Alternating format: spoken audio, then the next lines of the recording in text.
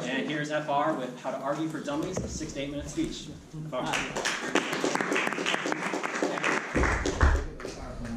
One second. The PowerPoint is starting. If you guys are interested in why I chose the topic, it's because... Quick question. Is this your icebreaker? Is this your icebreaker? Yes, it is my icebreaker. Yes. A lot of people tend to argue on a day-to-day basis, but they don't know how to.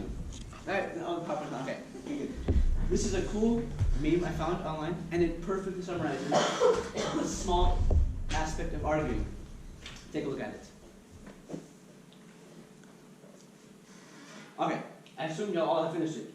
So this right here says, what is the secret to happiness? It's not arguing with someone stupid. But in this world, not everyone is stupid, unfortunately. So when you argue with someone, you actually have to prove why you are right. In an arguing scenario, you're actually not only arguing, that's like the common term, you're actually debating. You're trying to prove why you are right and what the other person believes is wrong. What you always want to do is when you're listening to what they're saying, don't form judgments or opinions on what they're saying. Actually listen to understand the content. Most people, when they listen to someone, they're like, oh, okay, he's talking about this, and then they'll form judgments like, oh, that's stupid, or that's right, that makes sense. But they don't listen for the actual content. So the biggest thing you do when you're listening to what the person's saying is actually try to understand what they're trying to convey. And the next biggest thing is, when you're talking to them, don't ever blatantly say that you're wrong. If you say that to them, it does two things. It makes them feel assaulted, and you're putting them on the defensive. It's because you're hurting their self-esteem. They've had this belief for a while. You're like, no, you're wrong, you're stupid. You're hurting them. So even if you are right, they're going to get on the defensive, and they'll refuse to listen to you wholeheartedly. And a good example is, so say for example, someone gives a speech about Shakespeare, right? And you're like, oh, that's not from Shakespeare. And they're like, no, you're wrong. But you did it from a group of people, right? That person is having two things happen to them. He's being insulted, hypothetically, or not hypothetically. It's for him, he's being insulted in a group of people where his knowledge is being questioned, right? So at that point, even if he is wrong, he's going to argue with you. He's not going to pay attention to what you have to say, and he's going to continue believing he's right, even if he is wrong. But now, say instead of actually going up straight up to him and saying you're wrong completely, you actually offer an alternative. Like, are you sure? Or you would check that. If you offer an alternative that's less using you, instead of saying you are wrong, you have no idea what you're talking about, instead of using words that specifically target the person, you need to use more words that are around yourself. So you would say, I think that might be something to that, but let's improvise, let's check on that. You want to focus your language more away from them and onto you so they don't feel like they're being insulted. The reason is, humans, normal people, we're like water. So when we gain ideas, listen to new people talk, we're readily changing all the time. But it's like water, Water is smooth and flowy if you come at it at a good pace. But if you smack water, it's going to become like a brick wall. Nothing goes through that, right? Y'all know what I'm talking about. If someone's falling from a huge skyscraper, imagine, right? And they hit water, what happens to the body? Splat. There you go, it splats. It explodes almost. Almost. But the reason you don't want to do that is because people are like water. When you don't worry, I'm not going to show us a picture of a splat person. These are just the 5 steps, so you can follow along as I'm talking. I already said, you never want to use words that you're stupid or you're wrong. Continuing from that, after you've done that, what you always want to do, it's a really good thing, is make them understand the concept you're trying to teach them as if something they already knew. A really good quote was, I'll show you the quote. The quote goes as, man must be taught as if you taught them not, and things unknown as things forgot, which basically means when you're trying to convince a person, they'll only listen to you if they believe it's something they already knew. So when you talk to them, try to teach them as if they already knew it. So do you remember that? Or do you remember learning something about this? And you give those suggestive statements, and what that does is it's like a brain hack. Your mind becomes more susceptible to change. It's more willing to listen. And then Galileo, this is a very important guy. He used to argue a lot, but people wouldn't listen to him because he didn't know how to argue properly. He would actually assault the people. A good example, so he was a scientist also, if you guys know. He was one who claimed that the sun is at the center of the universe. But when he told this, he proposed a heliocentric model. He proposed this to all the leading scientists of the time, he was like, you guys are stupid. You guys are like doing all this wrong stuff. Look at my facts. I got facts. But they didn't listen to him because he was being too upfront and he was refusing to like give them the information, but at the same time not attack their own ideas. It's because people, they are more likely to hold on to tradition. So like, say you're used to believing something for a long, long time, and then someone just comes and tells you like, no, that's not true. You gravitate to hold your own beliefs. It's because it's something you've had and someone's saying it's wrong. It comes to like self-pride and like human preservation. It's like a natural human tendency is whenever someone like comes at you, you like pull up your defenses. It's like you want to pay less attention to what they have to say and more about like preserving your image. And if you know more than people, you don't want to like flaunt it out and like be like, oh, I'm better than all of you. You want to like actually, oh snap, that's the word of the day. I use that unknowingly. But if you have the knowledge, don't just like push it on them. Actually do it in a way in which they're more like susceptible to understand. They'll want to listen to you. And if all else fails after you've done every single thing, you might want to consider your audience. If you're talking to someone and they're refusing to listen, there's a chance they're one of two things. They're either a baby, which means they won't understand anything. It's because they can't understand stuff. They're kids. Or they're actually someone who's stupid. But that is not over. That does not end the cycle of arguing. Okay, continue back to this. Going back to this, right? People, like I said, have to do, whenever they're arguing, right, they have two things they always want to do.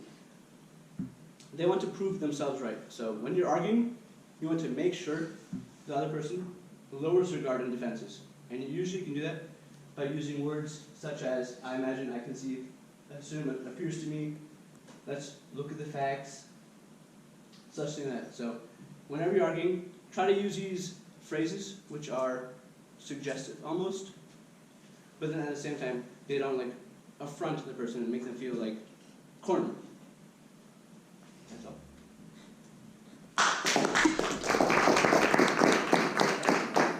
So if you guys want to take a picture of the quotes, I'll put them up once more. Hey, FR. Yes. I may be wrong because I am a lot, but I feel like I remember learning that Galileo did not say that the sun is the center of the universe, but it was Copernicus. Copernicus? Do you remember that? Do you remember Copernicus saying that? You know what? You might be right because I did Google this right before I did this speech. You make a valid point. And I believe that you might be right because I did copy this and paste it in a very quick period of time. Yeah. Let me just verify. Let's verify this. Yeah, okay. Just come look at my All right. screen. Oh, that's even good. That's better. But and he did argue a lot. That is true. All right, that was FR. Say something. How to argue for dummies. Thank you, FR. I know. Good point. Good point. Give you about 45 seconds to fill out your feedback for FR. I'm sorry. Now I'll announce the next speaker. And as you fill those out, make sure you pass them up to the middle to those boxes. And as you saw FR do, he used the word of the day. It is custom to, first of all, try and use the word of the day because we didn't know what it was until today. All right, for all speakers during the table topics and as well as prepared speeches. And FR did that unknowingly. And then it's custom that we snap when they do it. So that's what that was. And the theme for our upcoming table topics is talking to children. And that said,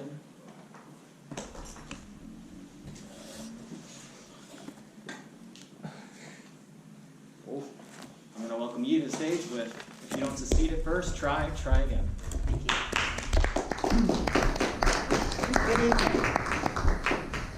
I would like everyone here to take 5 seconds to solve this problem.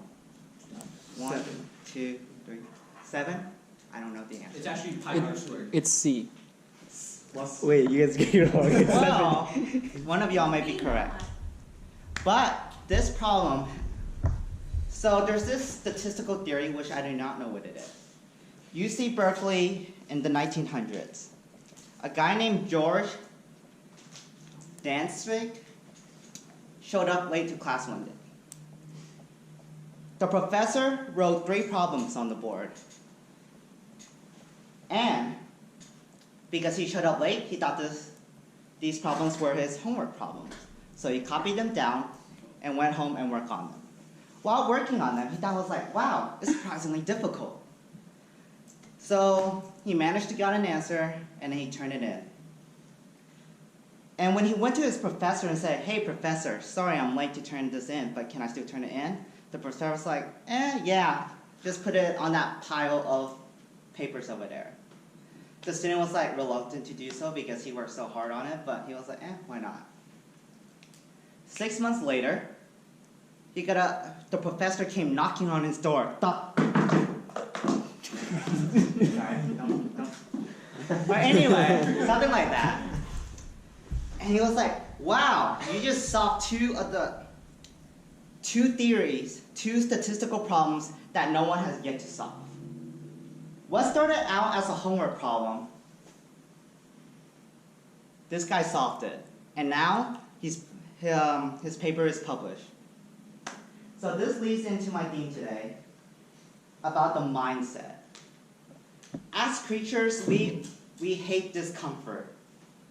The instant that we face adversity, we want to give up. Especially like video games. We play the game a lot, but there comes to a point where we keep losing so many times that we just want to quit. We quit in frustration. 6 times MVP NBA player.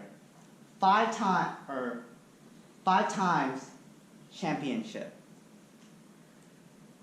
And now being recognized as this basketball Hall of Fame, he set his legacy in basketball, and that guy is Michael Jordan. For Michael Jordan, his basketball career does not start out that way. He tried out for his varsity team in high school as a sophomore. And what happened was, he didn't make it. The coach said, you're too short, and you're not good enough. So ever since that incident, he joined the junior varsity team. And then every day, instead of letting a rejection haunt him, he persevered. But okay. Anyway,